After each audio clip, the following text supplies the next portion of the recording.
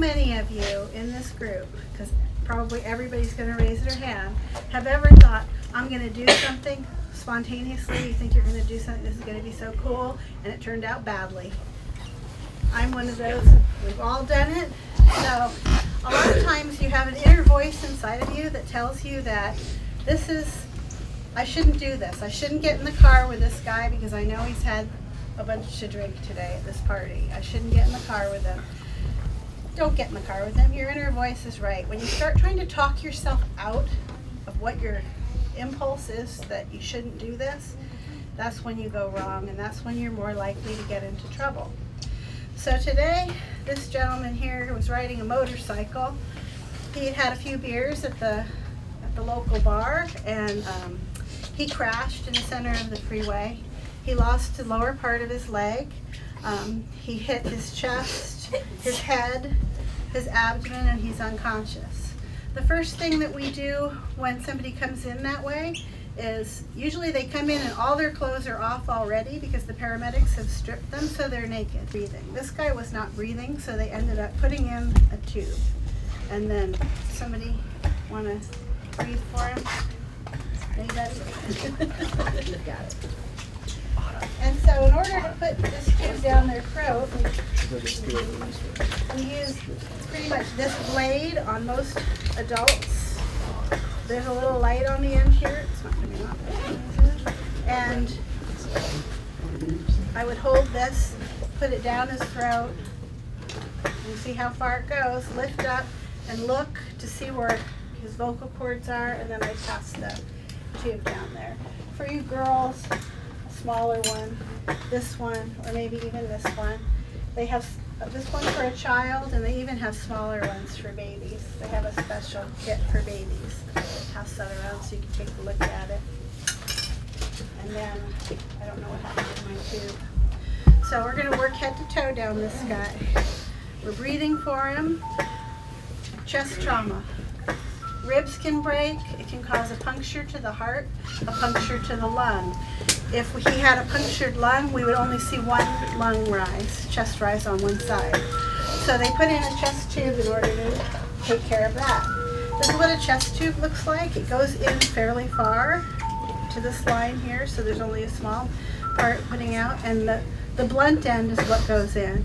And the doctor makes an incision in their chest, and then they stick this in to whichever way the puncture is, and attach this to a little kit that's down on the side there, and let every time that he gives it a breath, the air that's in the chest cavity now goes out so his lung can expand. That same type of incident happens a lot of times with young men who grow really tall. In a very short period of time, they'll feel like they're short of breath, and the doctor will take a chest x-ray and they'll see that they had a little, what they call a pneumothorax. And sometimes those repair themselves over a period of time. Other times they have to have a chest tube in order to repair that. When you puncture the heart, there's a little membrane around the heart. The blood will leak into that membrane, and that membrane, as it expands and expands, pushes pressure on the heart, and the heart can't beat. You'll look at the monitor and you'll see a normal heartbeat, but there will be no real heartbeat. The electrical activity is working, and the doctor puts a really long needle into the heart, about this long, puts it in, pulls out that blood, and then the heart can start to expand and contract again normally. And then we just have to watch and make sure all the time that we have a pulse, and that will heal itself up as well. There are different types of tubes that we put in. This is one of the other airways that prevents you from having any gastric contents from your stomach. If you vomited while this was going on, you don't want that to go in your lungs because it's acid. So this would prevent that. This tube that's in here now has a balloon that blows up. And we just feel this and make sure it's soft and not too hard, because you don't want it to be too tight. And then that does not allow any gastric contents to get down. So to prevent gastric contents from coming up in the first place, everybody gets an NG tube that's unconscious. And we measure that from their nose to their ear, down to their stomach, and then we put it in through your nose, goes down to your stomach, usually to this line or the last line, and then they hook it up to suction and suck everything out of your stomach. They do x-rays right away to make sure that there's no, pass that around, that there's no damage to your organs, because you have all these organs in here that can be damaged. Your stomach, your kidneys, your liver, your spleen. Spleen injuries cause a lot of bleeding, and so they usually have to take you in and remove your spleen if it's really bad. They try to protect that spleen though if they can and keep it. And they'll take it out as the last option, but often they have to take out your spleen. Since he can't go to the bathroom on his own, you can see he's got a little tube that goes in. Goes down to that bottle on the floor. This is what the tube looks like. They insert it in through the penis or in through the vagina, and then blow up this little balloon so it can't come out, because your bladder's like a balloon. It doesn't hurt. It might hurt going in, the lower part. For boys, it pretty much goes in all the way.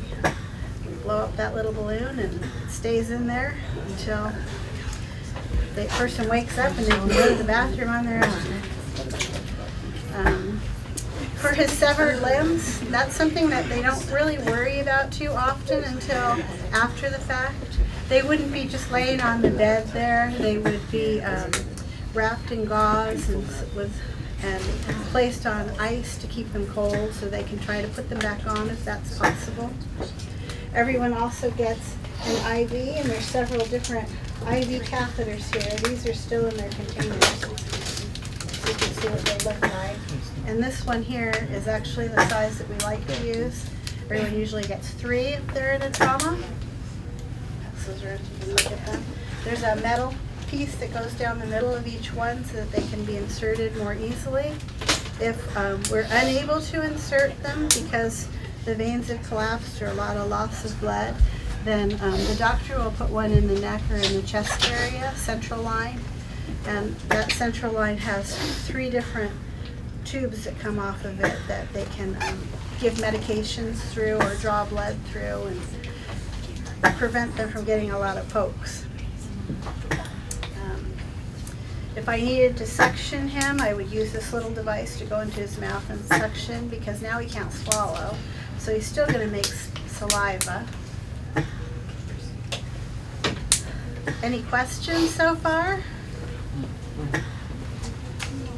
So another thing that everyone asks about, you can give up on that if you want, and let somebody else try if they want, are overdoses. Overdoses is one of the worst ways to try to commit suicide. I want you to know it's extremely painful. People think, okay, well, I'm going to take these pills and I'm just going to go to sleep and it's going to be all over. Well, that's not usually what happens. Usually the medications go into your stomach and they cause severe pain. And so you're either trying to vomit or you're trying to poop to get it out.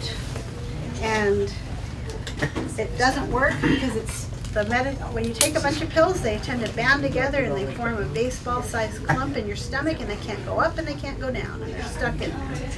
So when somebody comes in and they do decide that they're going to pump their stomach, this is the tube that we use. It goes down through your mouth into your stomach. So it's probably going to go in this bar on this guy here. And then we use these bags. This one's full of fluid. And we put the fluid into the person's stomach. One nurse takes charge of putting the fluid in and taking it out. By pulling on the one lever, the blue lever, it pulls the water out of the fluid bag and it goes into the stomach. And then you can clamp this off and pull out the waste. A lot of times, initially, you won't see any waste until somebody comes down here and starts pushing on their stomach, and they break up that baseball-sized clump to get it out. If it's an ingestion that has happened that they don't suspect one of these balls have occurred, then they usually, if you're awake and alert, they have you drink this charcoal. And charcoal is black like his sweatshirt, liquid. They put some sweetener in it to make it more easy for you to drink, but it's gritty. So you have to drink about a cup of that, maybe 2 cups. That goes into your stomach, and the sweetener that they use is sorbitol. It causes you to have diarrhea. So it's pretty gross. Your teeth get black, your lips get black, you have black on your face. It's hard to get it off your skin. I've had it on my hands for days. After even wearing gloves, I've gotten it on my hands and it's been there for days. You have black diarrhea, so your butt gets black, just like the charcoal. It's just not a pleasant experience to go through, besides the fact that overdosing is painful. Any questions? You guys are a quiet little group, big group. We can go out and take a peek at the crash cart. This is our crash cart here. It has all of the things that we would need for an emergency. They can be taken out to the parking lot if somebody who's really big, they couldn't lift up right away. But we could hook them up and get all the equipment that we need and start an IV. These are the paddles that they use for when they have to start someone's heart.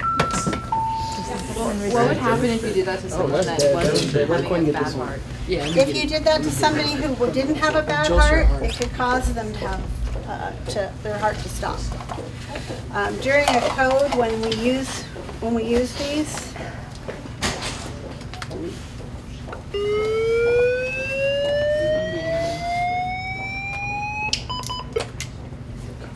so when we use these paddles, we don't use them very often. We use the hands off like the fireman probably showed you out there. But we do have these available if we should happen to need them for somebody.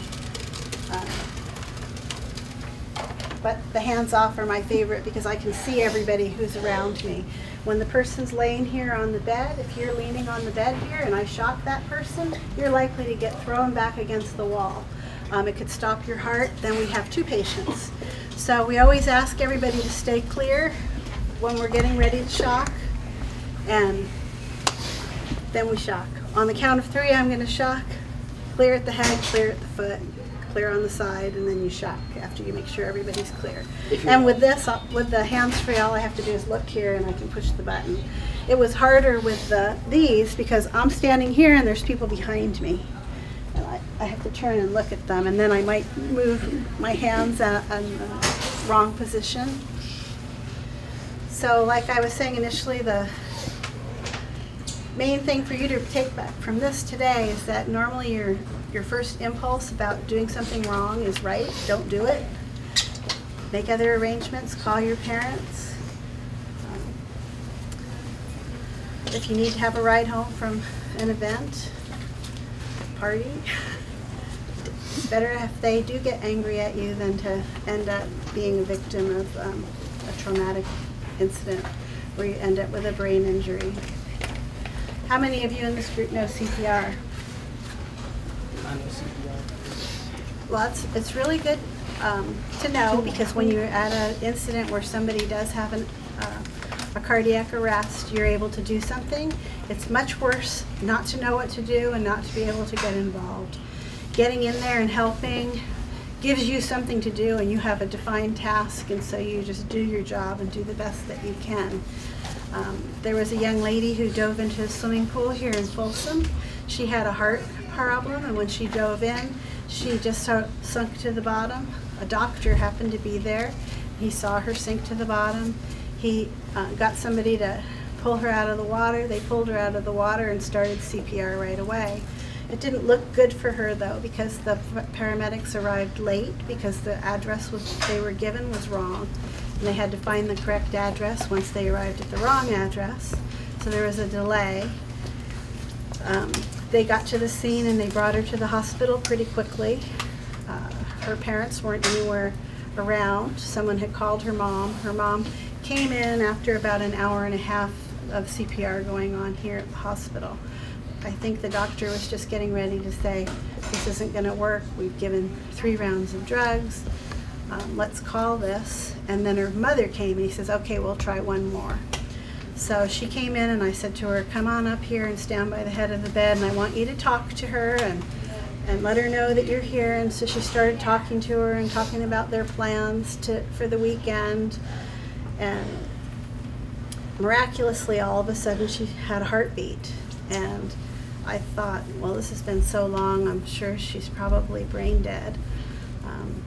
But she coded 2 more times after that and came right back. They got her in an ambulance and took her to a pediatric hospital. The next day she woke up and she recognized her family. The day after that they took the tube out. She didn't have any neurological deficit because the people who were there at that swimming pool knew how to do CPR. They did really good CPR and they saved her life and they saved her brain. So that was just really wonderful. She's doing well now. So we hear back every once in a while her progress. She got her driver's license. She was in high school, I think, at the time that it occurred. She got her driver's license after that, and she's off in college now, doing well. So think about it. Take CPR.